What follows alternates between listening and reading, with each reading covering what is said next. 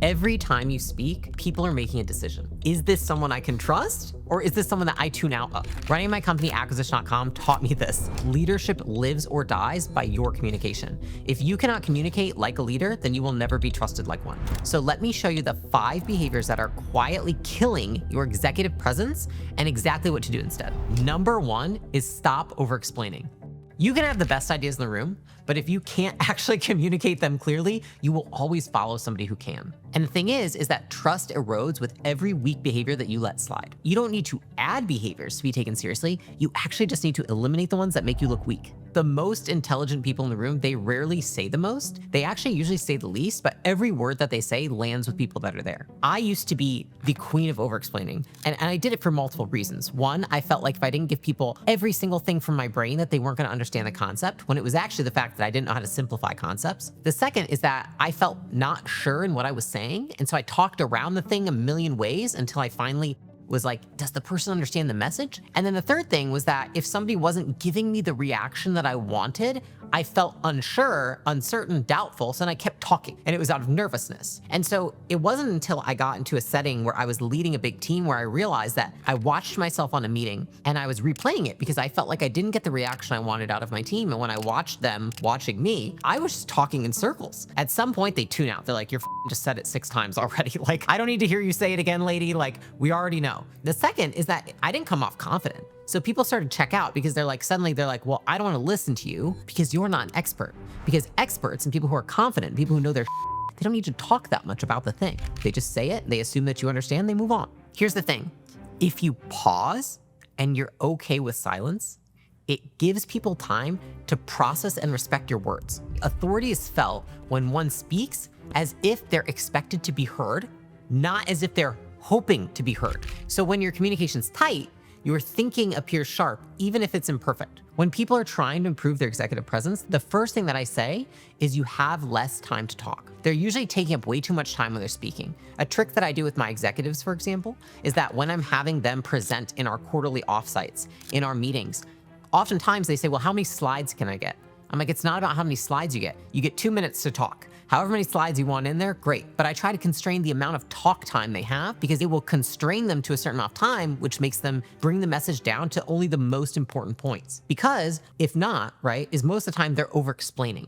And over-explaining makes them sound insecure, which is why people don't listen to you in the first place or take you seriously. There's a quote by Warren Buffett that says, the one easy way to become worth 50% more than you are right now is literally just to hone in on your communication skills. Number 2 is that we want to stop fidgeting.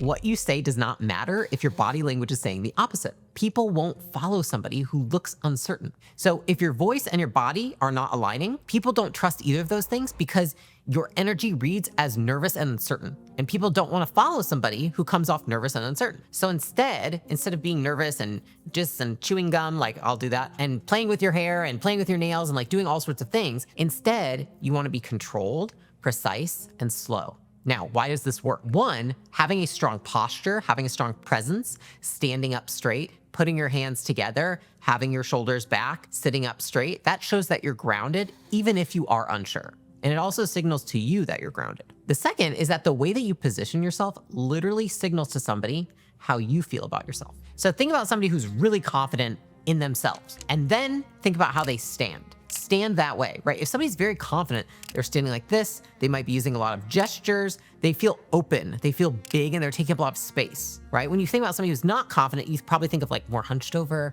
like this. They're doing some uncertain stuff, it looks fidgety, and they're slouching, they don't look sure about themselves. I remember actually that I had a director of operations and she was really great at managing projects. But the moment that it got to, okay, we're going to command the team, we're gonna tell the team what to do, she had the weirdest fidgeting. And so she would do 2 things. 1, she would bite her nails. I go on the calls. She wouldn't stop biting her nails and she would be talking on her nails. And I was like, it's such a little thing, but it makes a difference. And the second thing she would do is she would constantly be doing like this with her hair and just playing with her hair. And she wouldn't ever stop fidgeting. And her fidgeting actually signaled to me that she was nervous or uncertain. And so I had a call with her and I said, hey, I actually think the one thing that you could do that would make the biggest difference into how you lead this team is I just need you to get some fake nails so you stop biting them. And so it was really funny because she actually went to the nail salon, got fake nails, and then she stopped biting her nails. And it actually made her look much more confident with the team because she didn't have this nervous fidget that she was doing. Think about how if you see a CEO on a stage versus, let's say, a customer support rep, how do you think they're gonna show up differently? How are they going to walk? How are they going to talk? Where are they going to put their hands? How are they going to move their hands? It's like the CEO is probably going to have very intentional gestures. They're going to use their hands to tell a story. They're going to bring people into it. Whereas the customer support rep might be fidgeting. They might be talking like this. They might be going like this. They might be, rubbing their arm. They might be playing with their hair. And so you have to remember what executive presence looks like. And most people have some kind of nervous fidget that they do, or they ramble, and those things distract them from what they're saying. It steals their confidence and it steals attention that the audience would have on what you're saying, and now they're watching the thing that you're doing. So end of the day, we want to replace the nervous fidgets, the slouching, the weird gestures with adopting a slow, precise, and grounded posture and movement that make people instinctively trust you more.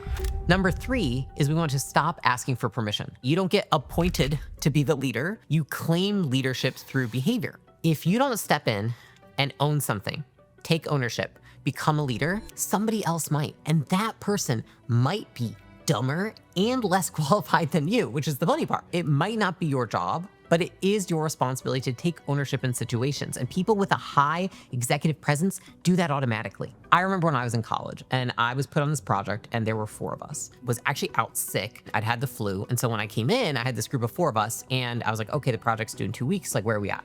And everyone was like, I don't know. We haven't started. We this, we that. And I was like, what? I was like, guys, we're not gonna get this done. And so I realized, I was like, I need to stop waiting for them to say, hey, you lead this project. And I was like, fuck.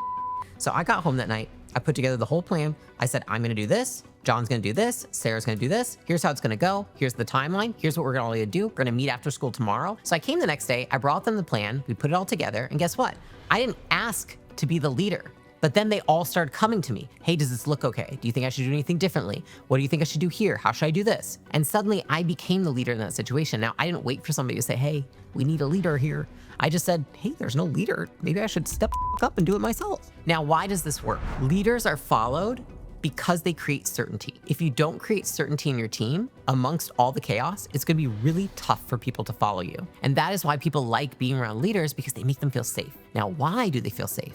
Because they create that certainty. Now, how do they create that certainty? They don't sit there and ask, do I have permission to be your leader? Do I have permission to lead you here? They just are. They take control, they take ownership, they're decisive, and that decisiveness builds momentum, whereas indecision is what breeds doubt in people. And people want to be led by somebody who acts, not somebody who asks for permission. Number 4 is we want to stop avoiding hard conversations. People won't say it out loud, but they are counting every single time that you avoid doing the hard thing. It's mentally, they're checking that point, right? And avoidance kills respect, period. People won't say it to your face, but they will remember it when you avoid something. Every time that you dodge the truth, you lose respect. Every time you don't address a challenging situation, you lose respect. And so executive presence means being the one who will say what others won't say.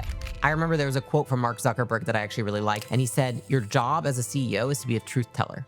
You have to tell the truth even if nobody else will. I would say this is the number 1 thing that I have to do on a continuous basis, is have hard conversations. The only way I've gotten anywhere in my health, my relationships, my family, my friendships, my work life is just by having those hard conversations. For example, I remember that I had a friend and she kept telling me that she was having a hard time with her boyfriend. And she was saying like, oh, I think he's 2-timing me. I think he's this, I think he's that. And every time she brought it up, I realized that while she was bringing that up, she wasn't addressing the fact that she was doing some nefarious things in her relationship herself. And so I said, you know what? I realized I can't be friends with somebody that shit talks somebody who's also not upholding their end of the bargain. And so I addressed it with her and I said like, hey, I don't actually think that we can keep having these conversations because you don't take any responsibility for where you're at in the relationship. And so either take the responsibility or don't talk to me about it. And I remember in that moment, she was like completely shocked. And I was like, well, listen, if you want to talk to me about it, I'm going to have an opinion about it. But if you don't want me to have an opinion, then don't talk to me about it. And if you want me to talk to you about it, then do something about the situation.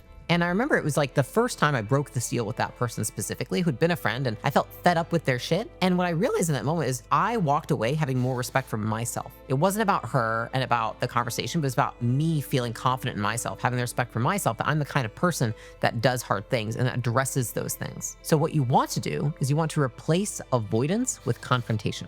It's not that you just want to confront people and loosely call people out, act like an asshole, but you want to confront them with composure. And what that means is you want to be honest, because when you're honest, that builds trust. When you soften the truth, when you avoid the truth, you create confusion. And when you name names, you become the person to look for when you want solutions. And great leaders don't avoid discomfort, they walk towards it. Number 5 is stop being inconsistent. You cannot be trusted to lead others if you can't regulate yourself. If your mood dictates how you lead, you are not leading, you're just reacting to your own emotions. Executive presence is earned through emotional predictability. For example, when I was working in a gym as a personal trainer, I had a boss and he would come in and it was like, no matter what we had done, no matter how good we were doing, no matter how happy everybody was, it was like, depending on whatever happened with him at home, that was gonna rain hell on all of us that day. So he would come in and it would be like, what the are you doing? Get the numbers up, do this. And I was like, oh my gosh. And it was horrible because when I realized, I was like, this guy has no emotional regulation and he will fail at his job because of that. It's interesting because I remember, even if he understood how to tactically do the job, the fact that he would walk in and his emotions were what controlled how he acted that day, I just had no respect for him. And therefore I wouldn't follow him. I wouldn't be led by him. And I ended up eventually leaving the situation. So what you have to do in order to maintain and increase your executive presence is replace inconsistency with predictability. Consistency creates psychological safety, and people perform better when they know what to expect from you. Emotional regulation under stress is one of the rarest and most respected leadership traits, and so the higher that you climb, the more people will look to you before they look at the data. Executive presence is not about being charismatic. It's about being somebody that people trust to lead. I used to think it's about charisma, and so I felt like I wasn't a good communicator because I wasn't super charismatic, which is probably weird to see now. So you want to cut out the weak behaviors and you want to replace them with clarity, with calmness, with conviction, and you will start to see that people will listen to you. And so at the end of the day, it's much more about what you stop doing that's making you not have executive presence than it is about what you start doing. If you want to learn more about how to be a great leader, you can check out my video on how kind leaders succeed when nice bosses fail.